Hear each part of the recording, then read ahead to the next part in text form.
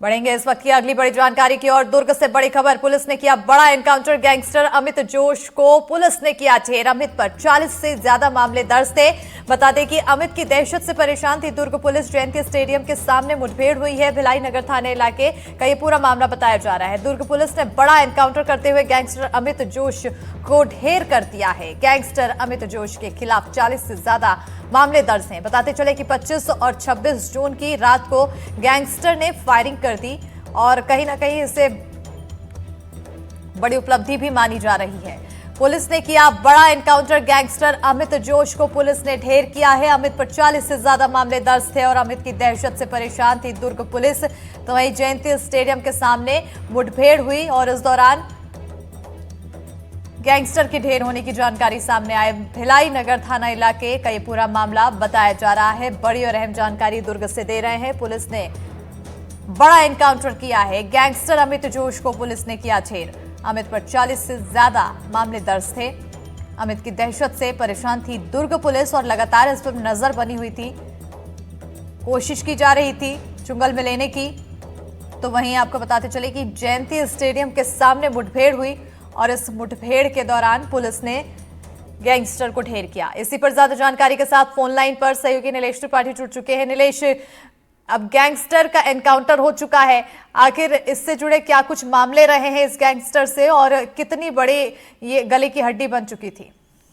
देखिए, भिलाई में करीब 1.5 महीने पहले की एक वारदात है जिसमें एक ऐसी जगह पर जहां पर कोतवाली पुलिस थाने से लगभग 100 मीटर की दूरी पे और एकदम पॉश इलाका रेल चौक करके कहा जाता है, ग्लोब चौक है भिलाई का, वहां पर दो लोगों के बीच में आपसी सिर्फ एक वाद विवाद हुआ था और उसके बाद गोली चला दी गई थी। वो गोली चलाने वाला यही अमित जोश था। जब इस मामले में आगे और जांच की गई तो पता चला कि भिलाई स्टील प्लांट के 26 से ज्यादा मकानों पर अवैध कब्जा करके अमित जोश लोगों को डरा के धमका कर वहां पर किराए पर देता था, जो कि अवैध कब्जा करने के बाद एक तरह से बिजनेस कर रहा था कि सरकारी मकानों पर अवैध कब्जा और फिर उसको किराए पे देने का।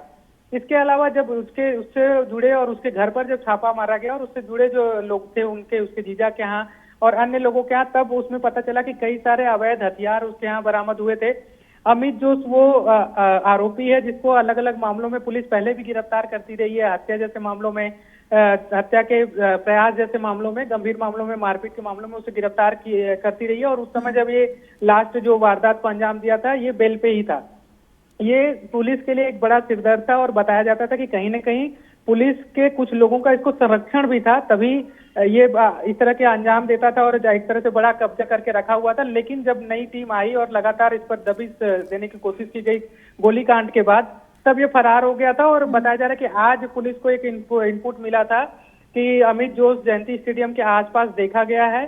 तो पुलिस की एक टीम रवाना हुई थी, दुर्ग पुलिस की स्पेशल टीम जो हेम प्रकाश नायक हैं डीएसपी क्राइम और जो थाना इंचार्ज हैं क्राइम टीम के, उन दोनों के नेतृत्व में एक टीम निकली थी और उसकी तलाश में जब जयंती स्टेडियम के पास पहुंची तो बताया ये जा रहा है, पुलिस का ये दावा है कि अमित जोश की ओर से फायरिंग की गई टीम पर।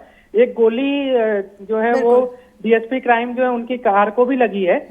इसके बाद फिर पुलिस ने जवाबी कार्रवाई की और उसमें अमित जोश मारा गया है।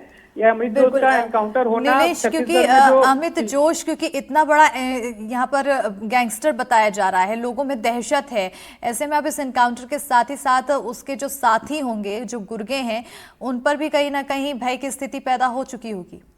बिल्कुल, देखिए, सिर्फ अमित जोश से जुड़े लोगों क्या ही नहीं, छत्तीसगढ़ में हम देखेंगे कि पिछले 1.5 से 2 महीने 3 महीने में अपराध की कई सारी ऐसी वारदातें हुई जो लोगों में दहशत पैदा करने वाली हैं। जैसे भिलाई में ही पिछले दिवाली के 15 दिन के भीतर 3 से ज्यादा हत्याएं हो गई, चाकूबाजी की 5 के आसपास घटनाएं हुई।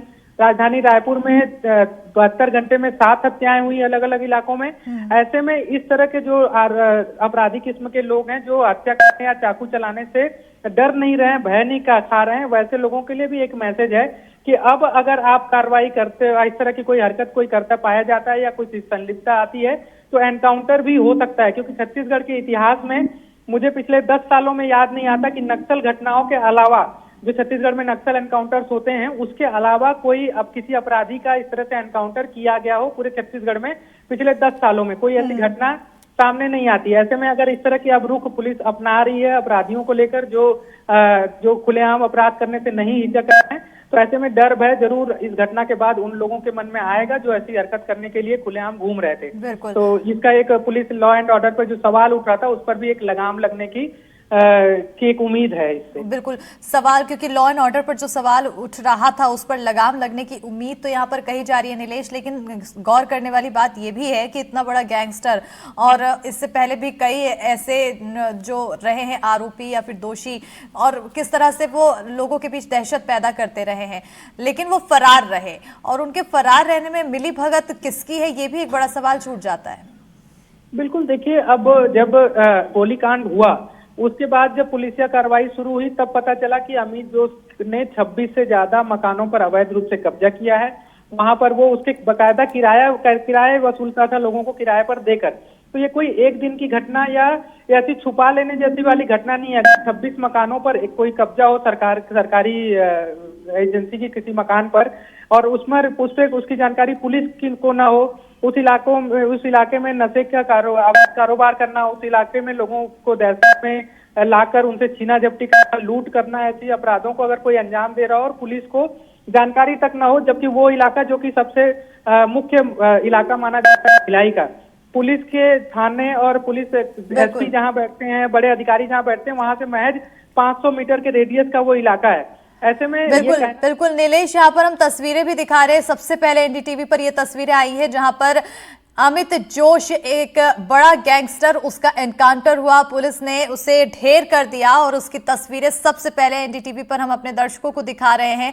कहीं ना कहीं एक संदेश यहां पर दिया जा रहा है कि आखिर गुनाह का क्या अंत होता है और गुनाह को किस तरह से खत्म किया जाता है, और जिस तरह से लोगों के बीच ये दहशत पैदा करता था, अब इसके एनकाउंटर के साथ ही जो इसके साथी रहे हैं उनके बीच भी अब दहशत देखने को मिलेगी, क्योंकि उनके अंदर अब ये भय जरूर पैदा हो गया होगा कि पुलिस अब उनका भी कभी भी एनकाउंटर कर सकती है। ये तस्वीरें हम सबसे पहले अपने दर्शकों को एनडीटीवी एमपीसीजी में दिखा रहे हैं। टीवी स्क्रीन पर आप देख सकते हैं। सबसे पहली ये तस्वीरें हैं एनकाउंटर के बाद की, जहां पुलिस ने ये बड़ा एनकाउंटर किया है। गैंगस्टर अमित जोश को पुलिस ने ढेर कर दिया है। अमित पर 40 से ज्यादा मामले दर्ज थे और लोगों के बीच काफी ज्यादा दहशत ये फैला चुका था, जिसके चलते लोग भी काफी परेशान थे। दुर्ग पुलिस भी परेशान थी। इसको पकड़ने की लगातार बार बार कोशिश की जा रही थी, लेकिन पुलिस के हाथ से ये फरार हो जा रहा था और अब ये बड़ी सफलता मिली है और कहीं ना कहीं यहाँ पर संदेश भी दिया जा रहा है कि हर गुनाहगार को इसी तरह से खत्म किया जा सकता है। और इसी के साथ आइए अब देखेंगे देश